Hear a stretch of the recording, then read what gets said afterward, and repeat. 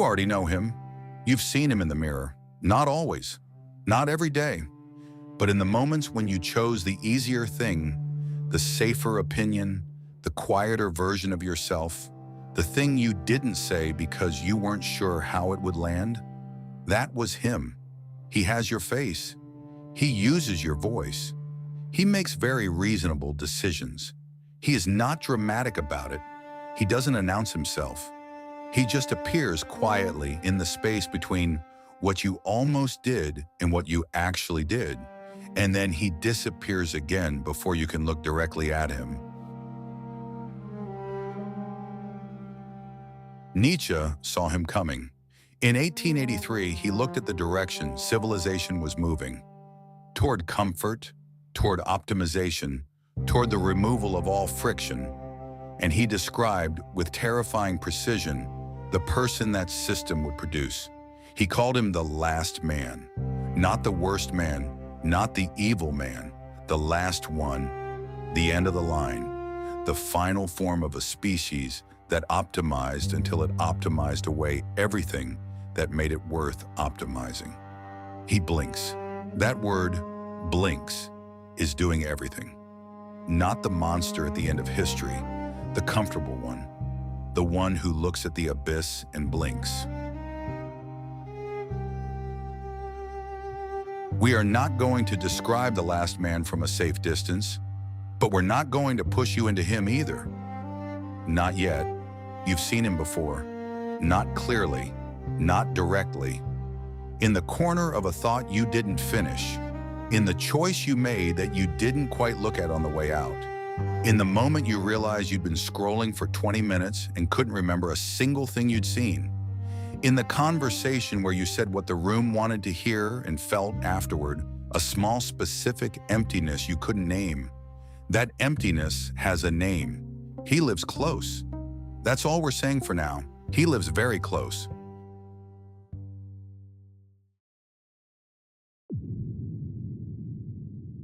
The happiness you didn't choose. Part 1, the blink. The last man has discovered happiness. That is the first thing Nietzsche says about him. Not that he is evil, not that he is stupid. He has discovered happiness. The small kind. The kind that comes pre-packaged with a subscription, a fee that knows what you want to see before you know you want to see it. He blinks. That word, blinks, is doing everything. It's not sleep. It's not death. It's the specific expression of someone who has looked at the depth of things and chosen consciously not to go there. The blink is a decision. You've made it today, probably more than once. Nietzsche's last man doesn't suffer. That's the point.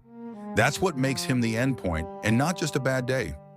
He has eliminated the conditions for suffering, and in doing so, he has eliminated the conditions for everything else. For the kind of love that costs something, for the kind of work that breaks you open, for the kind of thought that you can't walk back from. He is warm, he is fed, he is entertained, he is connected to hundreds of people he will never have a real conversation with. He has opinions, carefully calibrated opinions that will not cost him a single relationship. He has passions, small ones, safe ones, the kind you can put down when they become inconvenient, and he blinks.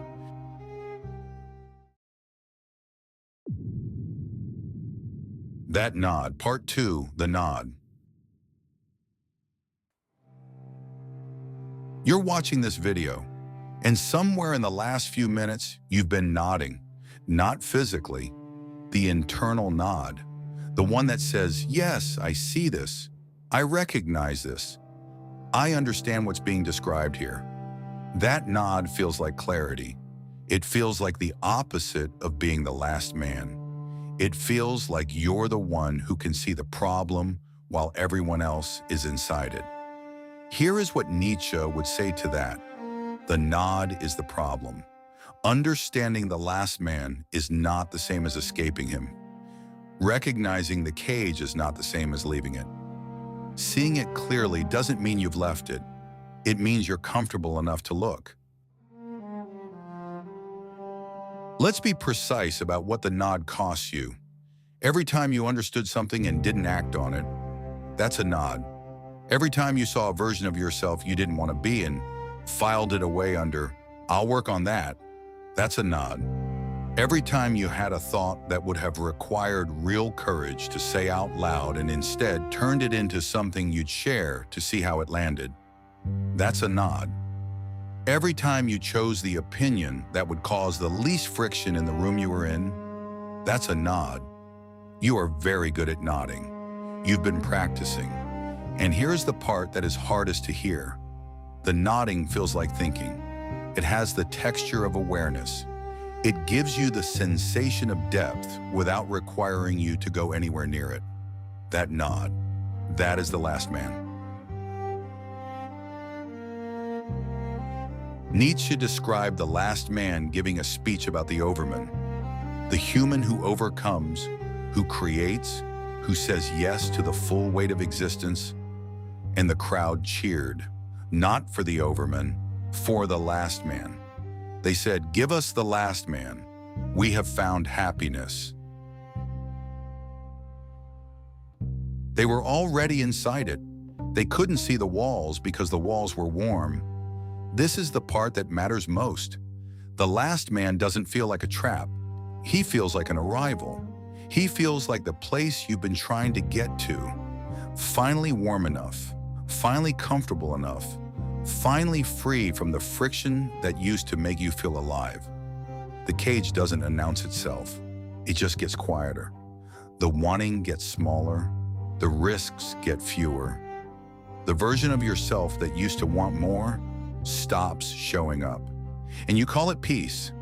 It isn't peace. It's the absence of the question.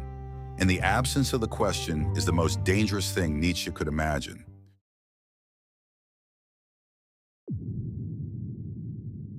The version of you that already won. Part 3, the mirror. The last man doesn't arrive suddenly. He is built slowly, through a long series of individually reasonable decisions. The time you didn't say the honest thing because the timing wasn't right. The ambition you scaled back because it seemed arrogant to want that much. The discomfort you avoided because you'd deal with it later. And later became a habit, and the habit became a personality. He didn't take over. You handed it to him, piece by piece, quietly, in moments so small they didn't feel like choices. But they were choices, every single one. Here's the X-ray. Look at the last week of your life, not the version you described to someone, the actual one. How many times did you have a thought you considered worth saying and didn't say it? How many times did you open something that would have challenged you and closed it in favor of something that wouldn't? How many times did you feel the pull towards something harder, something realer, something that would have cost you the comfort of being liked, and chose the comfort? That is your percentage, the ratio of last man to something else. And the ratio is not fixed. It moves every day in the direction of whichever one you feed. He already won today. You felt it. The last man is not your enemy. He is the path of least resistance inside you. He is the version of you that has learned very efficiently how to survive without risking anything that matters. He is very good at his job, and his job is not to destroy you. His job is much subtler than that. His job is to make the smaller choice feel like the reasonable one, to make staying silent feel like wisdom, to make the scaled-back ambition feel like maturity, to make the version of yourself that asks for less feel like the version that has finally grown up. He has been doing this for years. You've been praising him for it. The people who love you have been praising him for it. They call it being grounded. They call it realistic. They call it knowing yourself. They mean you stop making them uncomfortable. The question is not whether he exists. He exists in everyone. The question is whether you are going to let him keep running things, or whether you still remember what it felt like before he did. You thought of someone else. At some point in this video, a specific person came to mind. Someone this explains. Someone who should watch this. You always do, immediately. That thought, the one where you're watching and nodding and thinking of them, that is the nod. That is the last man using your intelligence as a way to avoid your honesty. The mirror is not for them. It was always for you. The last man wins by default. He doesn't need to fight. He doesn't need to argue. He just needs you to keep choosing the version of yourself that requires less. Less courage, less honesty, less of the friction that used to tell you you were still moving. And he is patient. He has all the time in the world. Because time for the last man is not something you move through. It's something that passes while you are comfortable. The alternative is not comfort. The alternative is not guaranteed. The alternative will cost you the specific warmth of knowing exactly what to expect from yourself.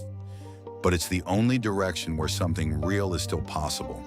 Not here, not now, out there, where it costs something. He already won. You just didn't want to know.